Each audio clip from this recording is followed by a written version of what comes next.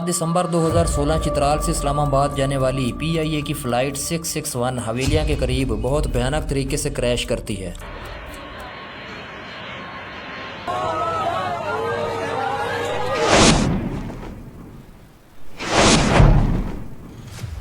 सैंतालीस पर्सन यहाँ ट्रैवल कर रहे होते हैं और सब के सब मारे जाते हैं। पाकिस्तान के मशहूर स्कॉलर जुनेद जमशेद और चित्राल के डिप्टी कमिश्नर भी इनमें शामिल थे। क्रैश के 4 साल बाद इन्वेस्टिगेशन रिपोर्ट शाया होती है जिसमें पता चलता है कि क्यों ये फ्लाइट क्रैश कर गई थी।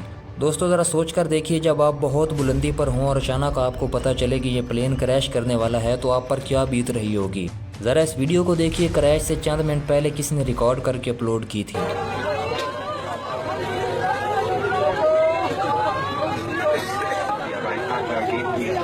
आइए आज गहराई से समझते हैं यहाँ पर एक्चुअली में क्या हुआ था।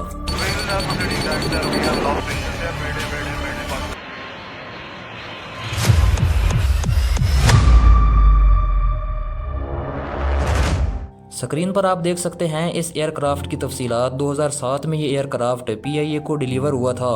2009 के अंदर लाहौर में एक लैंडिंग अटेम्प्ट करते हुए ये डैमेज हुआ था, लेकिन फिर रिपेयर करके इसे वापस काम पे लगाया जाता है। 2011 में भी एक एक्सीडेंट में इन्वॉल्व होता है और 2014 में जाकर इसका इंजन फेल हो जाता है।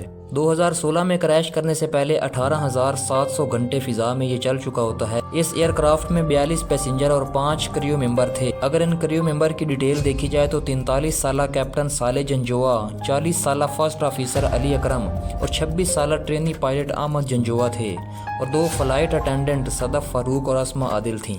नक्शे में आप देख सकते हैं ये फ़्लाइट चित्राल एयरपोर्ट से चली थी और इसे ISBN इस्लामाबाद बेनज़ीर भुट्टो एयरपोर्ट पर जाना था, लेकिन रास्ते में हवेलियां के करीब ये क्रैश करती है। इस फ्लाइट का दौरानिया होता है 1 घंटा 10 मिनट। ट्रेनी पायलट प्लेन को उड़ा रहे होते हैं जबकि जंप सीट पर बैठे होते हैं फर्स्ट ऑफिसर, उन्हें जज कर रहे थे और कैप्टन इस सब की निगरानी कर रहे थे। मौसम बहुत साफ सुथरा था और ये एक नॉर्मल फ्लाइट होने वाली थी। कैप्टन जंजोआ सूरत हाल को खुशगवार देखकर पैसेंजर्स को कहते हैं, please sit back, relax and enjoy the view as we approach Islamabad. अभी कैप्टन मुसाफिरों से बात कर रहे होते हैं कि अचानक फर्स्ट ऑफिसर उन्हें कहते हैं, कैप्टन प्लेन में कोई मैकेनिकल फॉल्ट अपीयर हुआ है।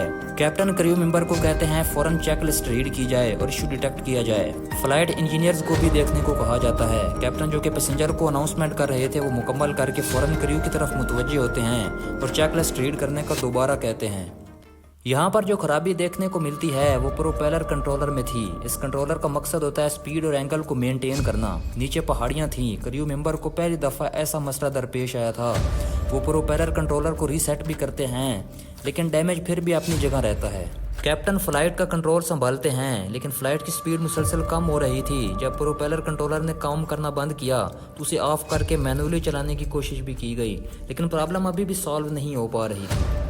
कैप्टन अचानक देखते हैं कि लेफ्ट इंजन से भी कुछ आवाज़ें आ रही हैं। इंजन ड्रॉप हो रहा था और अचानक वो 75% से 0 पे आ जाता है और जहाज़ बाएं तरफ झुकना शुरू हो जाता है।